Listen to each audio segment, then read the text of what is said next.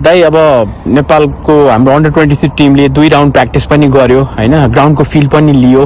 प्र्याक्टिसहरू कस्तो भयो र अब हामी भोलि सेप्टेम्बर 3 मा लोकल टाइम 9 बजे होस्ट कन्ट्रीसँग खेल्दैछौँ, ताजिकिस्तानसँग।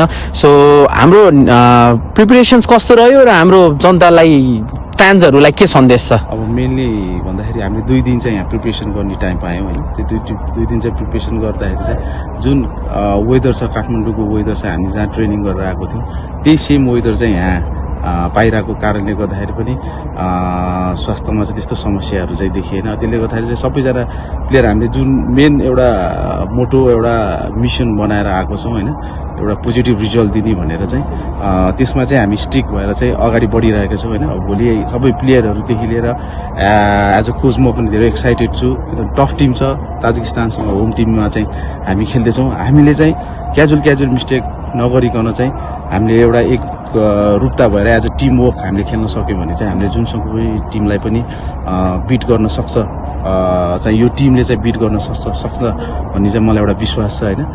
त्यो कारणले गर्दाखेरि चाहिँ सबै अब नेपाली फुटबल फ्यानहरूलाई चाहिँ म के भन्न चाहन्छु भन्दाखेरि एउटा प्लेयरहरूलाई चाहिँ एउटा आत्मबल बढाइदिनु, सपोर्ट गरिदिनु, किनभने एउटा ठुलो टिमसँग चाहिँ हामी खेलिरहेका छौँ होइन। त्यसले गर्दाखेरि हरेक एउटा फ्यानहरूको चाहिँ त्यति नै इम्पोर्टेन्ट रोल हुन्छ होइन। त्यही कारणले गर्दाखेरि सबैलाई माया गरिदिनु, सपोर्ट गरिदिनु।